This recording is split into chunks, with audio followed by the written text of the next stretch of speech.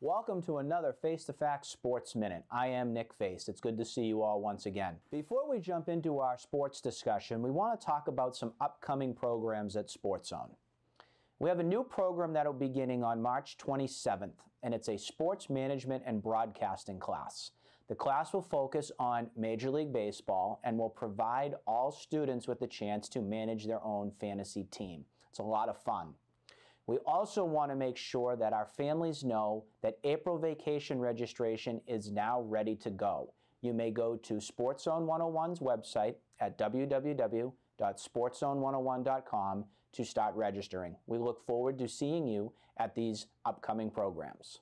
Our first topic today on our Sports Minute will be the NFL. We have a lot of players who have found some new teams in the past week because of free agency and some trades. One of those big names is Le'Veon Bell. He will now be playing for the Jets. So the Patriots and the Jets will have quite a little rivalry going with this new player on their team. Odell Beckham Jr. also has a new team. He is going to be playing with the Cleveland Browns. The New York Giants traded him over to the Browns this past week. And again, another big name going to another team. The Browns also, remember, have Kareem Hunt as a part of their team. So it's going to become quite interesting to see how the Cleveland Browns do this season. They are no longer a joke in the NFL. For the Patriots, there really hasn't been that much news going on with them. But they did re-sign, if you can remember this name, Brandon Bolden, to a 2-year deal this past week. He's going to be helping with special teams, and he can also be a running back for them too. You also have, with the Patriots, they brought Jason McCourty back. So the secondary and our defense is looking pretty solid with adding a little bit of familiarity to the scene. Other names that have gone to other places include former player from the Patriots that a lot of people really liked when he was here, Danny Amendola. He's going to be playing for the Detroit Lions this upcoming season. Another former Patriot who really helped and did a great job with the Super Bowl was Trey Flowers. He signed a big deal with the Lions, so we wish him the best with his new team. You also have Trent Brown, another player that helped on the defensive side. He is now going to the Oakland Raiders on a big deal. So the Patriots have a lot of moving players that are going to other places. One of the big signings that they just made, it came from a trade, and that trade was of Michael Bennett. If you remember Martellus Bennett, this is now Martellus's brother Michael. He's played on the Seattle Seahawks for the past couple seasons and has been a very good player on the defensive side of the ball. So happy to have him on the team too. We're going to change gears now. We're going to talk about the Boston Bruins. The past month has been absolutely extraordinary for the Boston Bruins. They were on 19 consecutive points in their games that they have just played. It was an incredible month of February. The Bruins just got off of a loss against the Pittsburgh Penguins, another team that's right in the running to get into the playoffs. They lost by a score of 4-2. It got to 3-2 with the minutes ago, but an open net, an empty net goal ended up going in for Pittsburgh, and that's what got them the win. So it was another good battle of trying to come back and win. The Bruins also just came off of a bad loss. It was probably one of their worst losses they've had of the season. It was against the Columbus Blue Jackets. They lost by a score of 7-4. Yeah, 7 goals up against the Bruins. Didn't expect anything like that.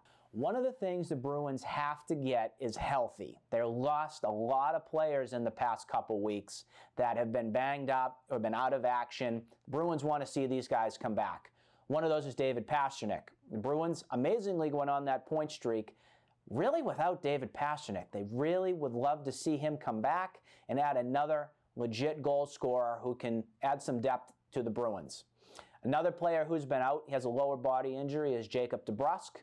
They've missed him, especially in the past week, and they're hoping that he can get back healthy and get the Bruins ready to go for the playoffs. Marcus Johansson, a player that they just traded for, has also been out, concussion-like symptoms, and he got a little banged up from a big hit in the past week. They're looking to see if he can get healthy.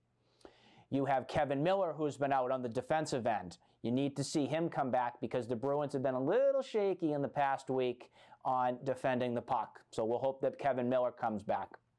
The most recent injury came from Matt Grzelcyk, another person who's been having a great season for defense. They want to see him come back strong and get healthy. So again, moral of the story with the Bruins, get healthy and get ready for the playoffs. The Boston Celtics, we're going to change gears to next, just came off of a great West Coast trip. They went 3-1 on the trip. They really showed that they kind of had like a united front. It seemed like they were all enjoying their trip to get away, playing better together. They had a great win against the Golden State Warriors, beating them up by almost 30 points. So that was a great win there. You saw another great win against the Sacramento Kings, which came from a Gordon Hayward buzzer beater. The past two games that were for Gordon Hayward against Golden State and the Kings were really solid to see. So it looks like he's getting a little bit more comfortable, so that's good to see. They did have their loss against the Clippers. That was the last game that they had on that West Coast trip. They'll be looking to come home back to the Garden, and hopefully some home cooking will do some good for the Celtics. The last thing we want to mention before we wrap this up today is the Boston Red Sox. Reminder that their season begins early this year. It begins on March 28th. They'll be opening up in Seattle this year. Begin the season on a 10-game road trip on the West Coast for their start of the season. Opening day won't be till about April 10th, April 11th, right in there. So they're going to be on the road at least for the first few weeks of the season. If you've been following any of the games in spring training, you will notice that the Red Sox are struggling. Yes, it's spring training, but if you can remember from last season, you'll remember that the Red Sox got off to a really good spring training start. They didn't lose that many games. They seemed focused and ready to rock as the season kicked in. It's been a struggle so far. Right now, they're on a 7-game losing streak. Some of the key players, though, that you've been seeing in spring training that are doing a really good job include prospect Michael Chavis, who's a third baseman, so maybe they'll figure out a way to get him involved this year. The other big name that's having a real good spring is Blake Swihart. I mention his name because the Red Sox have a little bit of a problem. Sometimes it's a good problem to have, but we have 3 catchers, and Alex Cora really only wants to have 2 catchers this season. So will the Red Sox go with Swihart, Vasquez, Leone? One of those is most likely going to be traded before the season begins. Stay tuned for more information on that. That'll do it here for another Face the Facts Sports Minute, which was presented by Sports Zone 101. We hope you enjoyed this segment, and we hope to see you again soon.